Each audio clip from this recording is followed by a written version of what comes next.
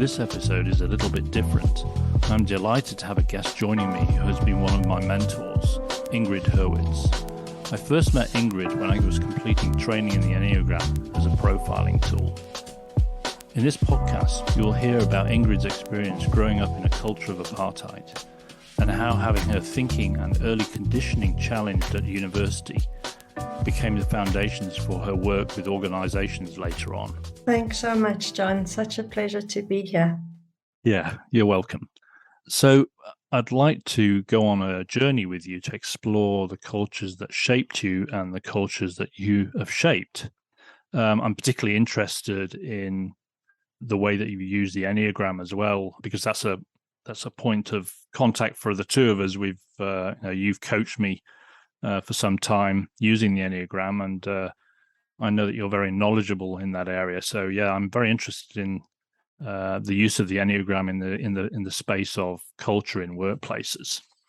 But let's start maybe a bit earlier than that, and tell us a little bit about where you grew up and any lessons that you learned from childhood that may be carried forward into your adult life and your career. Yes, thanks for that, John.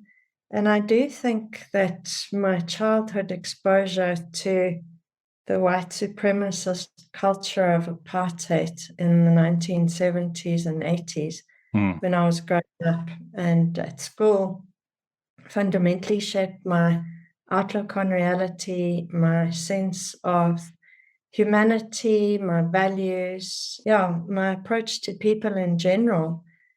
Growing up in that environment, I witnessed discrimination firsthand. Yeah.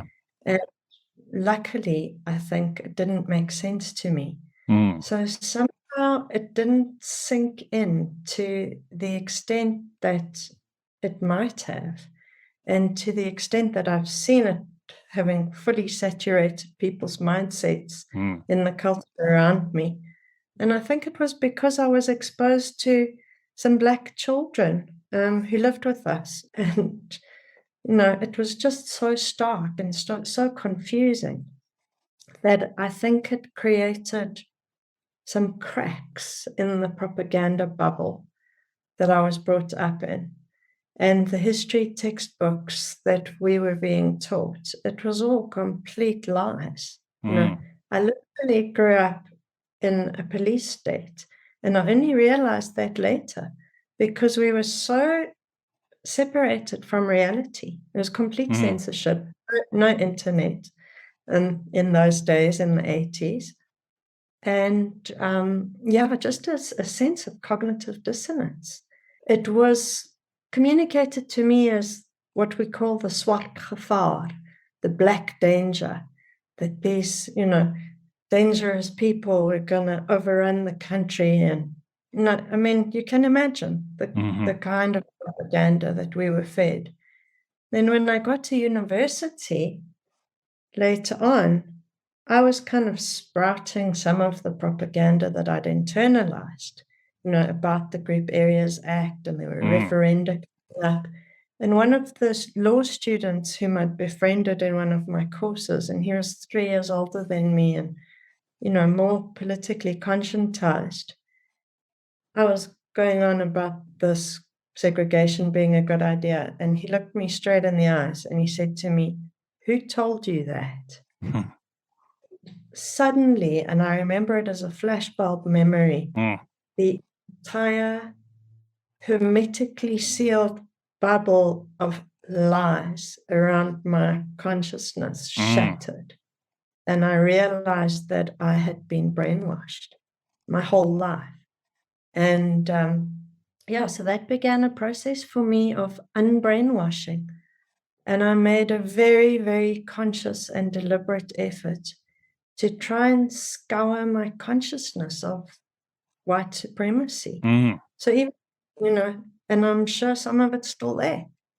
Just going back, you spoke about cognitive dissonance because of the stories you'd heard. So it must have been quite challenging to hear those stories, but then also to have an influence that said, this is the right thing, separation, and,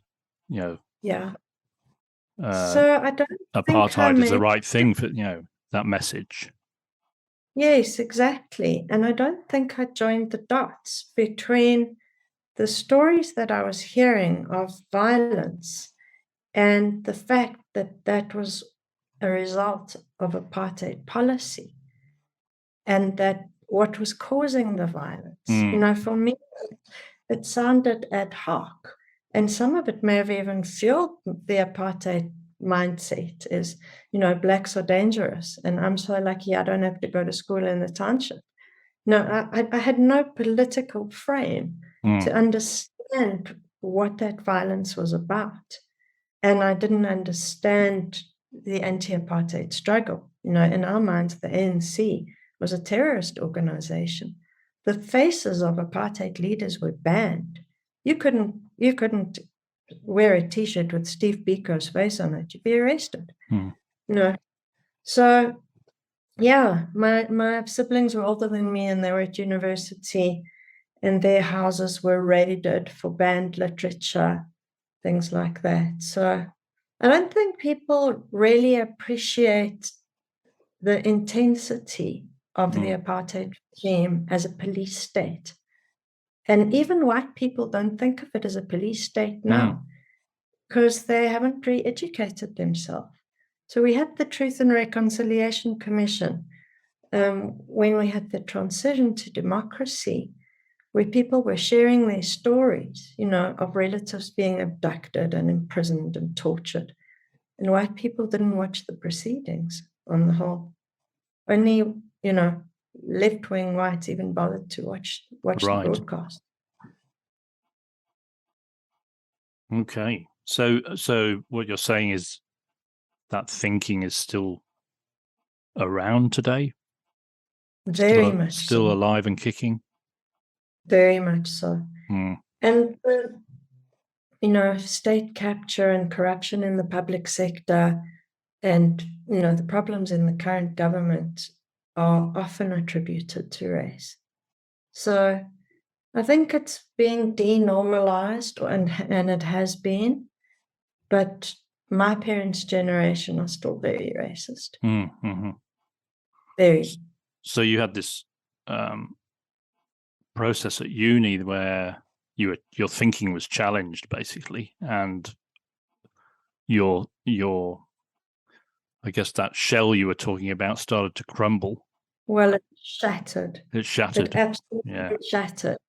And then I realized the extent of my brainwashing, and it became a project, and it still is, a core life project to de-racialize my thinking and to really, to undo propaganda in my brain, and to be very conscious of the ways in which people are indoctrinated and brainwashed. And it includes within organizations, the ways in which culture is forced on people to an extent, and the extent to which leaders in organizations try to convince people of what their values should be, and tell them, these are our values, and swallow this. And also, the level of exploitation that often goes on. So I bring this kind of egalitarian and emancipatory mindset into my work in organizations. And I'll challenge an executive team. I'll say, you can't embed the strategy. You can't cascade the strategy. These are adult human beings who've got an understanding of a level of the organization and are quite close to where things are going wrong. And top-down strategies don't work. And I challenge them on the word buy-in. Like, when someone comes to you and tries to get you to buy into something, how do you feel? If your spouse comes to you and gets you to try and buy into something, yes, no, there's an instant emotional resistance. So yes, what's a better way to work together? Yeah, well, you do see, I'm sure this happens in South Africa. You get these strategy, values, vision documents that get created, and then they're all over the place and they're on the wall and everything. But like I've been in organizations where that's happened, but they just don't get spoken about. It's just a moment in time where this a senior leadership team creates this document, and it doesn't get cascaded at all. And I'm now got to the stage where I've been involved in using those companies' values and vision, if you like, but trying to, it's like just having a conversation about it without any desire to coerce or embed anything. Mm-hmm. So it's just, here's some values. And very often what I find is that the values, if they're done well, they're already in the organization. They're already in existence. So you don't actually need to embed anything. It's already there and it's happening. So, there's this sort of implicit assumption that something's missing or lacking, and we have to create a document to fix that problem. But if you go and talk to the people in the organization, people are generally decent and respectful to each other, most of the vast majority of people. So a lot of those values are already present. And I find it fascinating the way there's a need to change, to embed. That word embed is that I think I'm allergic to that. Yeah, me too. Embed, cascade, and buy-in all go together and betray a kind of top-down mindset where we think people's souls and minds are blank and we can install something in them of our choosing. And it's the same as old forms of pedagogy, old educational models, is assuming that people come in to a classroom as a tabula rasa, that their minds are a blank surface and you can shove them full of information, rather than appreciating that these are people with life histories and prior learning and experience and insights and depth of soul. Some people have been through things that have made them into the kind of people that I could only dream of being at the level of inner resilience, gravitas, presence, ethics.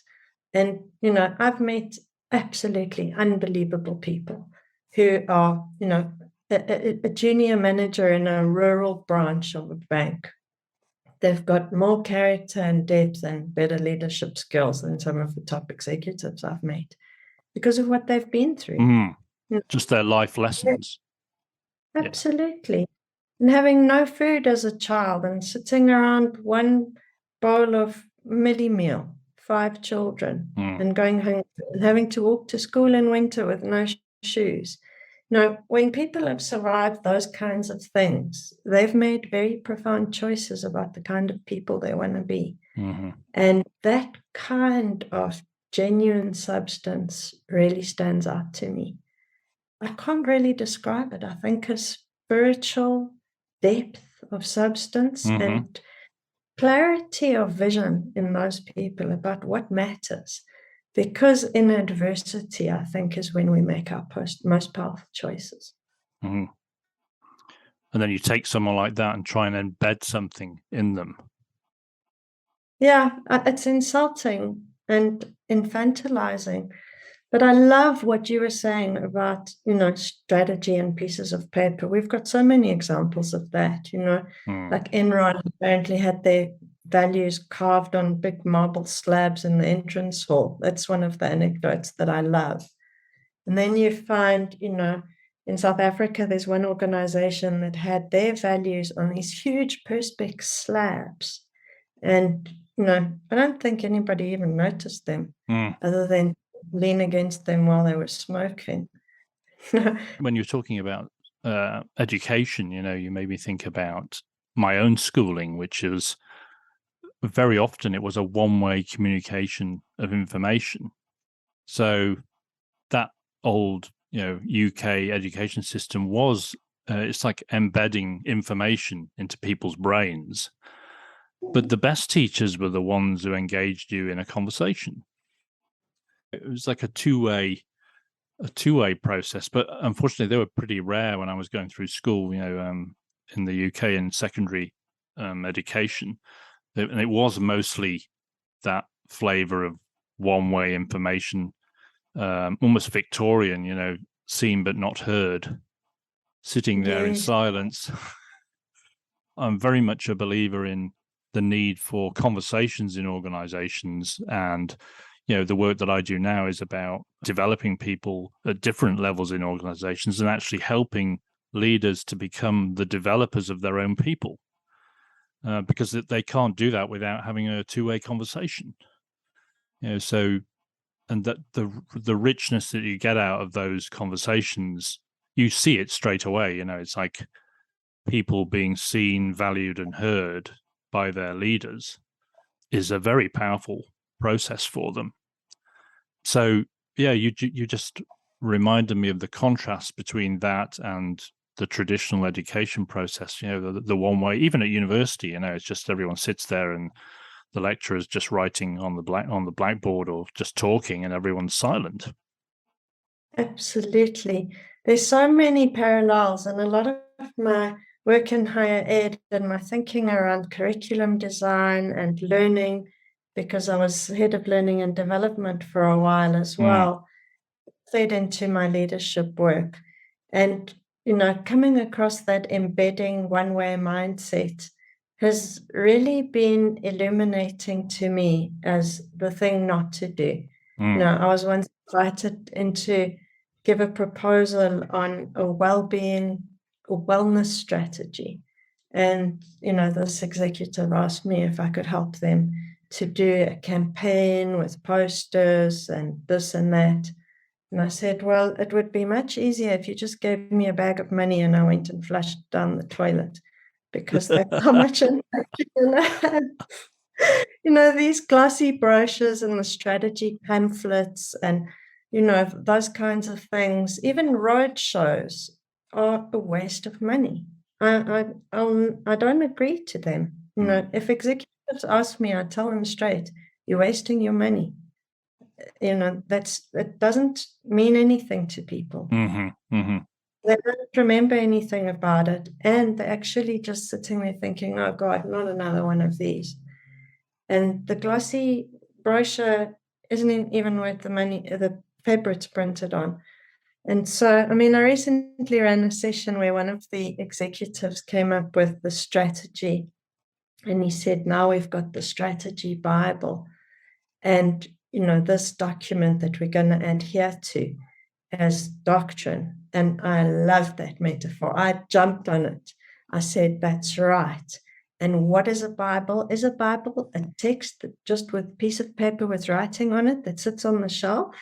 Who would think of the Bible like that? And it's a very Christian environment that I'm working in. So I could go along with the metaphor, even though I wouldn't think of myself as a Christian. Not that, I don't want to get into my spiritual history and love of mysticism and all of that, but I said, the Bible is a living document, and it's not a document. It's something that is in circulation in people's speech and language, and it's a source of inspiration. And people get together in small groups and talk about it, and they talk about its meaning for their lives and what to do and how it's changing them.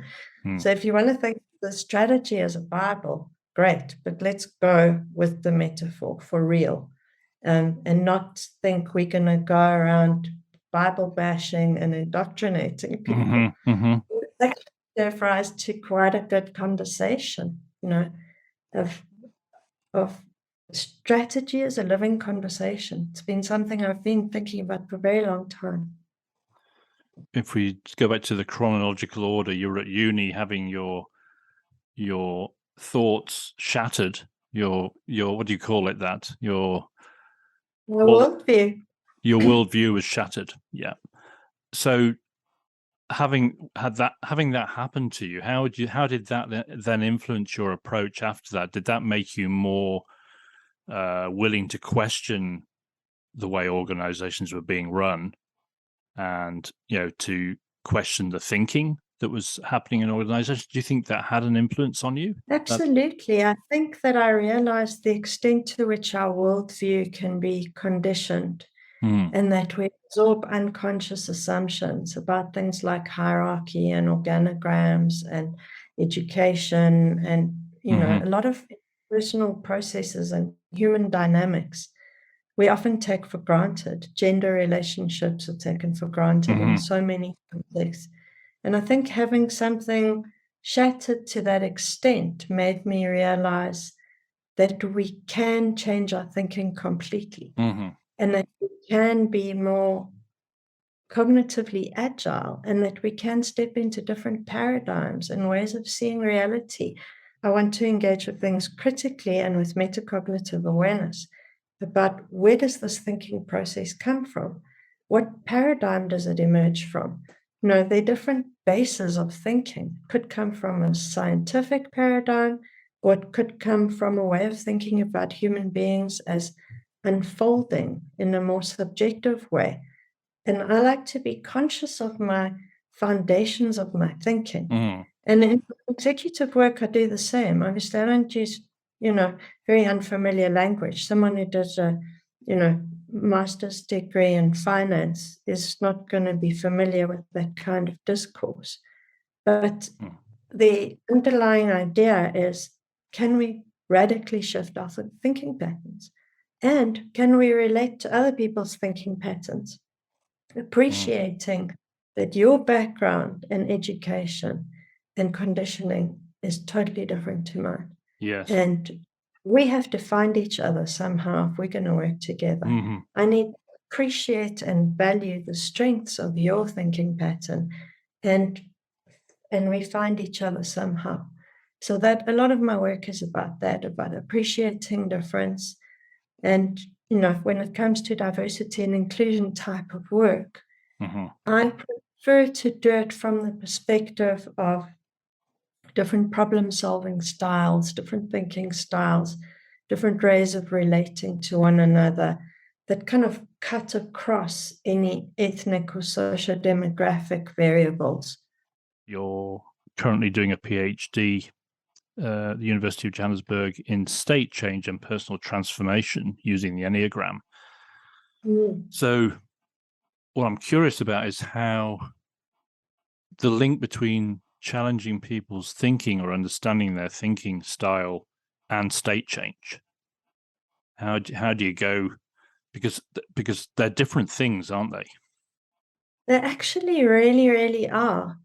And I think I started off the PhD thinking about thinking. It was all about metacognition. So, questioning our own thought processes, thinking about the filters that we use to select information. I don't know if you're familiar with the ladder of inference. No, I'm not. It's that, we're surrounded with data all the time. We've got terabytes of information coming at us every second, whether it's, digital information or the things people say, or everything around us can be seen as information coming our way. But we have to filter and select in order to make sense of the world. Yes. And sometimes our sense-making strategies become very fixed, so that we only notice things that confirm our pre-existing beliefs. Yes. So it leads to extreme cognitive bias. Yes. So that's where I started off the PhD, was how do we loosen our thinking styles and open our minds as a way of behaving differently. This reminds me of when I did my training with Integral Coaching Canada. One of the lines of development they worked on was, they called it the cognitive line of development, but their definition of that was the ability to see different perspectives and not to get stuck in one. Their description of the cognitive line was that was like a lead line. For example, you couldn't develop on the emotional line or the interpersonal line if you didn't first develop on the cognitive line. So it's like, I must be able to take multiple perspectives in order to have some emotional intelligence and to have some interpersonal skills. You could see how that translates into interpersonal skills. If you can't see different perspectives, you're going to be limited in the interpersonal space, because you won't see the other's perspective in a simple, one-person conversation. I'm really curious about the state change thing, though, because I know from my own work that in coaching and in working with teams, is when a state change occurs in a conversation, that's something that people don't forget.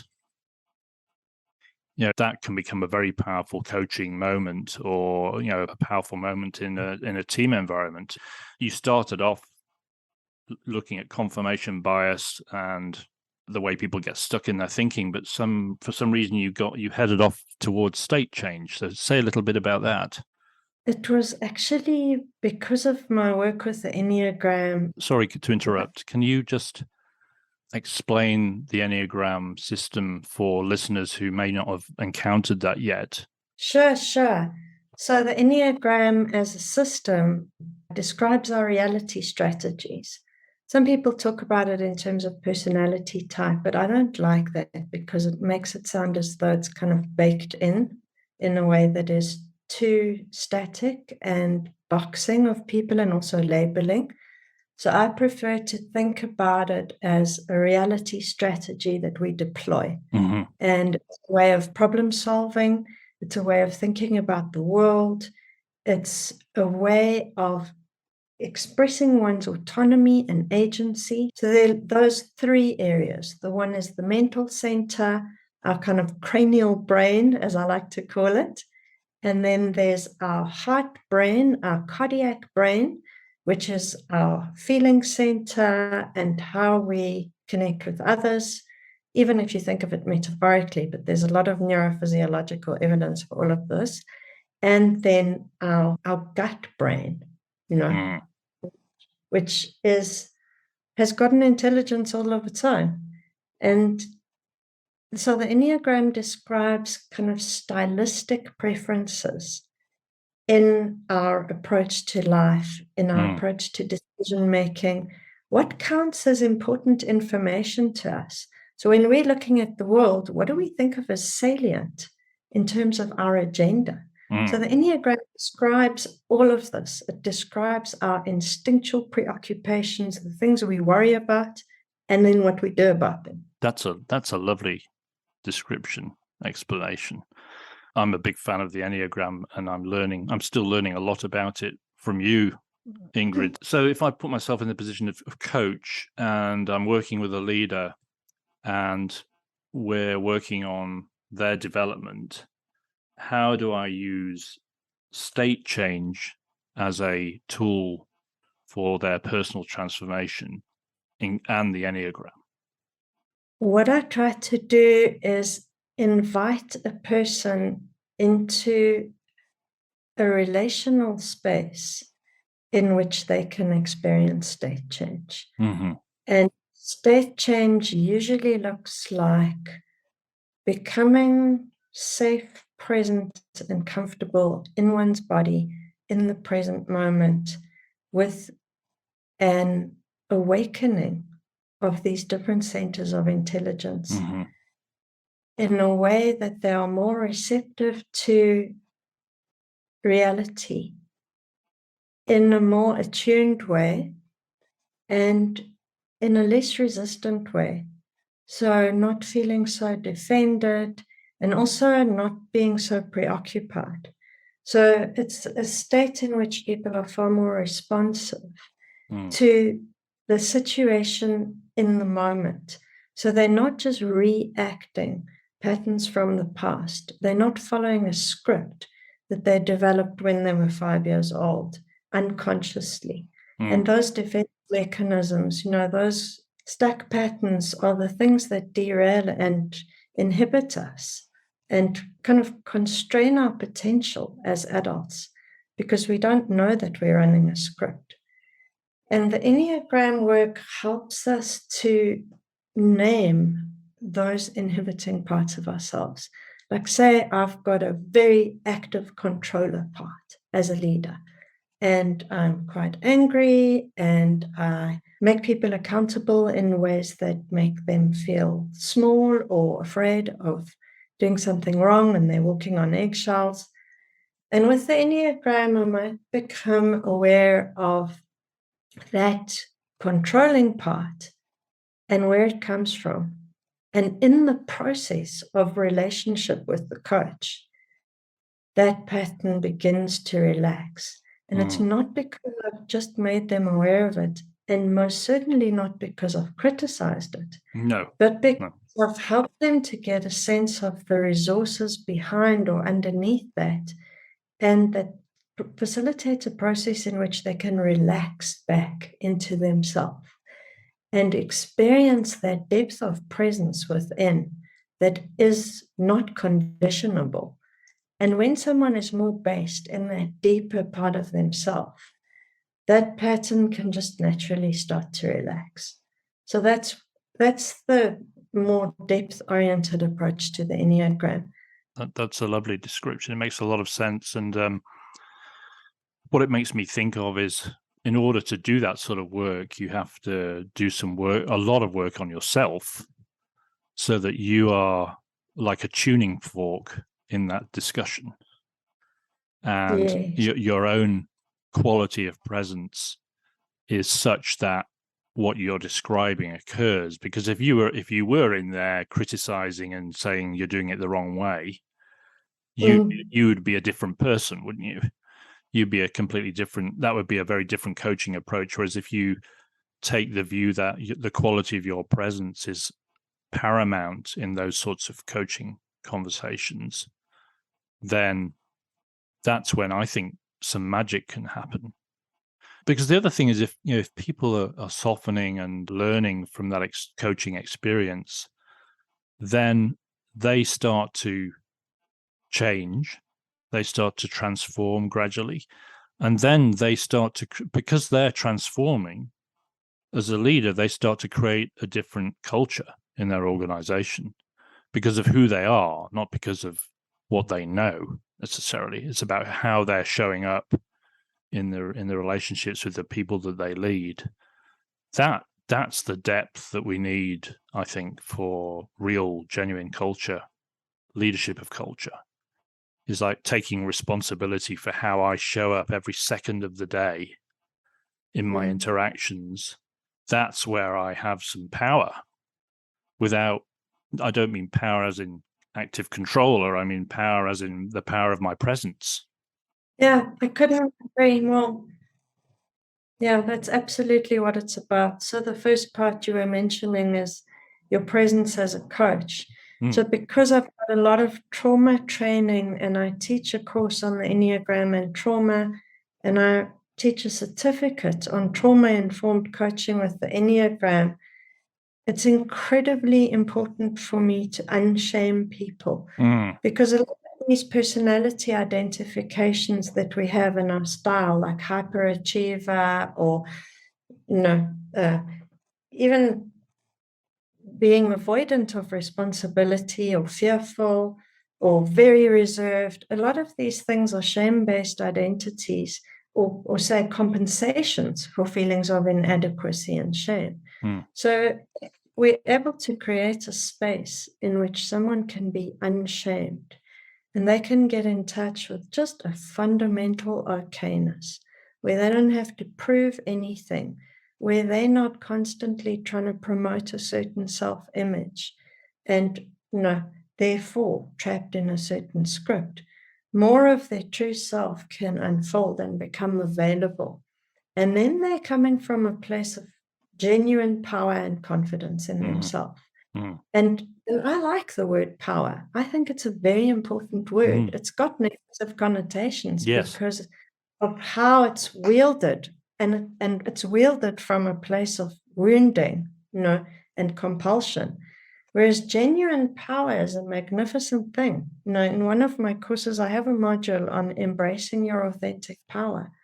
And when one trusts oneself, and when one is in tune with a depth of good intention that comes from that deepest place within oneself, then the more power you can have from that place to impact the world, and to, I sometimes use the metaphor of expanding one's territory.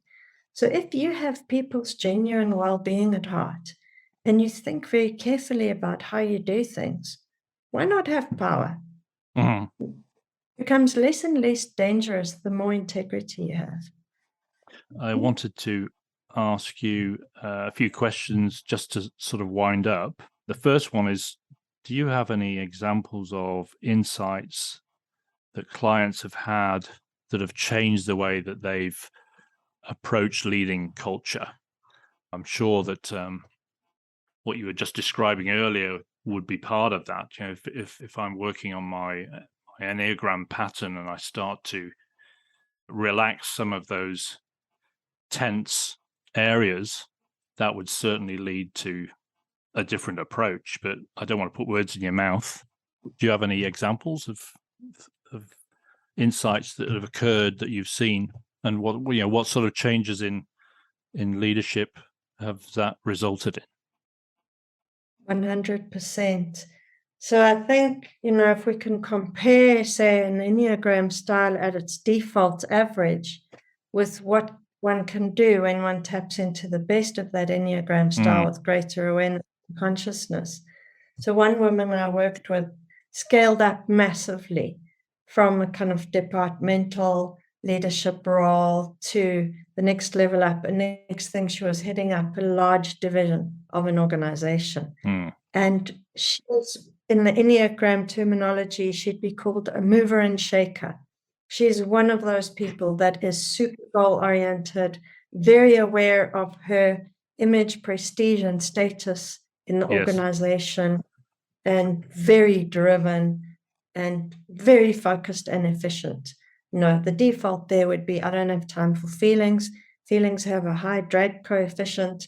Let's just go, and trying to get people on board. Like, I've got to get buy-in for the strategy. So we'd gotten to know each other, and she knew the Enneagram, and she asked me for help in transitioning into this new leadership role.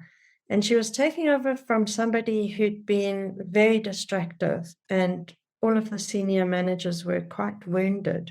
They'd been really hurt. And so we worked together on how we're going to both heal the organization and do things very, very differently to get people engaged and to really appreciate their perspectives. She was also totally new to that environment and the function that she was heading up. Totally new. So she was on a massive learning curve. So we decided, okay, we're not going to do the 3-7-8 mover and shaker strategy. We're going to find the best in it. And we're going to figure out what to do, tapping into the gifts and the strengths of that reality strategy. So what are those gifts? So if we look at the thinking style of Enneagram 7, at its worst, it's scattered, fragmented, and absolutely based on fantasy rather than the reality of the organization. So what are we rather going to do?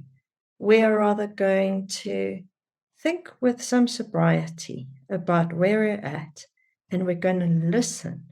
A major breakthrough for that thinking style is to actually slow down and listen and not be a popcorn brain of visionary ideas, which no one takes seriously. I mean, you've seen when one of these leaders gets up and speaks about their vision, and everyone's just sitting there looking at them, and the person doesn't even notice that they've left everyone behind.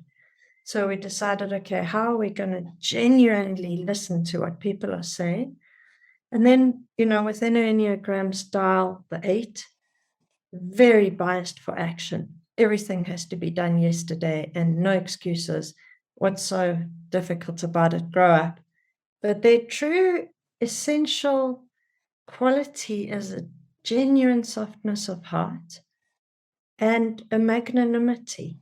They care for people and they believe in their potential, and they give people opportunities that people sometimes think, I can't do that. And they see that potential and they say, no, you can. And if they do it in a way that is empowering rather than grow up, of course you can, then that really, people are shocked by what they managed to accomplish under an 8's kind of mentorship. And then for the 3, that absolute goal-directed focus, everything, just go, go, go, and putting kind of looking good ahead of really connecting with it. And, the Enneagram 3s at their best are so authentic and so tender-hearted. So we worked on a process for her. Instead of her going out and giving a roadshow and announcing the strategy, we had World Cafe type processes where we got a huge environment, a big room, and we set up tables for the different teams in the organization. And they were interdependent across functions and silos, but they'd been working in silos. So we put them into their teams, and each team had a massive piece of paper. And at the center on each one, we put customer at the heart, and we drew a picture of a heart at the center of each piece of paper. And each team got to talk about what they love about their customers and what they really want to deliver and what they think their customers really need. And those were internal stakeholders or, external customers. And then each team got a little chance to present on what they thought their value proposition was. And the rest of the teams got a chance to engage and ask questions and validate. So out of that process, we then prioritized elements of a strategy. Like, what is really going to make the difference to the success stories that our stakeholders are telling? And a question that I often like to ask as a strategy process question is, what stories are they going to be telling? So 3 years from now, our customers are going to be saying, I cannot believe how that place has turned around. It's amazing. Have you seen this? Let me show you. No, you want your customers to be raving, and you want your shareholders to be saying, that's the best management change we ever made. It's got a real powerful, liberating feel to it, that story. Yeah, I can imagine the people having lived under a leader that wasn't valuing them, but that was quite toxic, to go into that, must have been amazing. They were terrified at first because it was so unfamiliar and they didn't feel safe. And that's, like an analogy to the therapeutic process is, are you creating enough relational safety for people to unfold? Can they participate in a process with their full being? They can't unless they feel safe. So we had to build trust. We had to demonstrate that this is for real.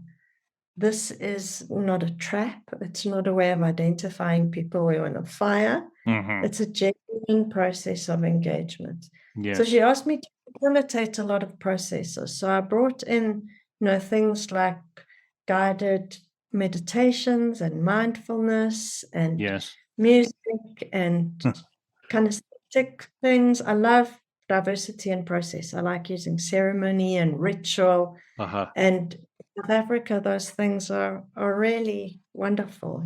People love them. Yes. So creating community, creating safe spaces, and people start to flourish, and their eyes are lighting up, seeing that they're being listened to. Yeah, it's very powerful.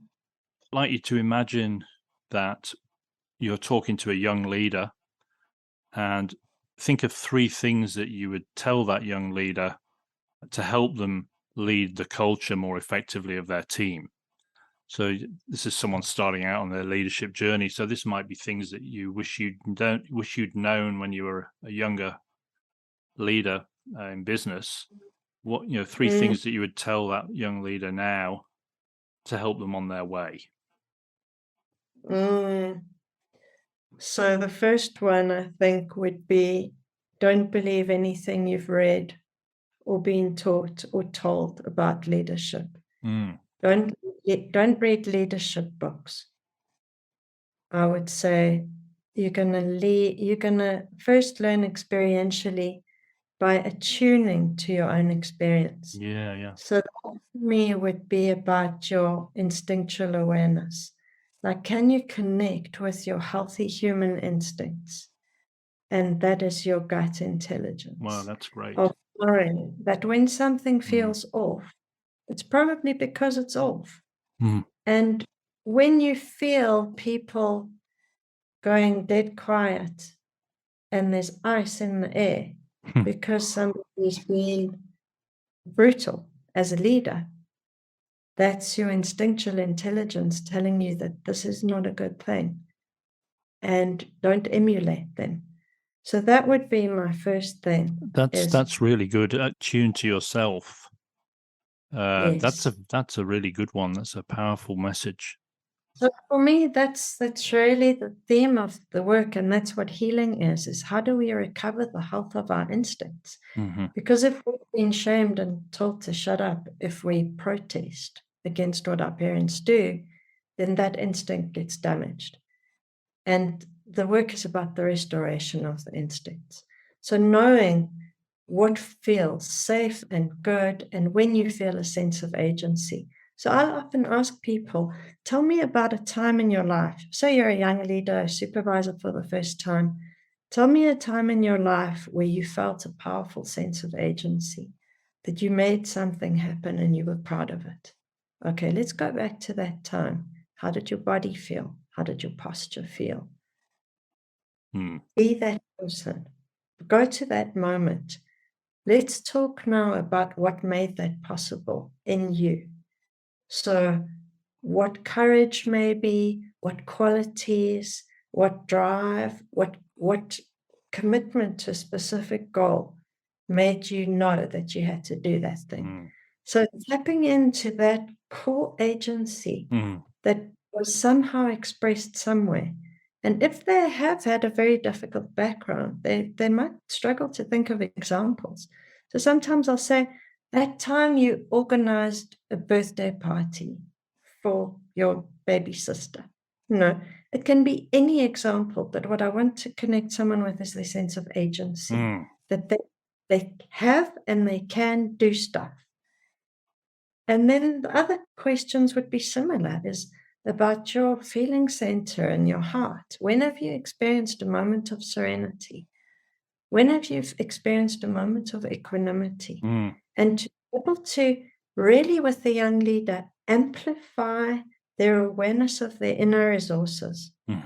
And when someone has a sense of capacity in themselves, they're more able to listen.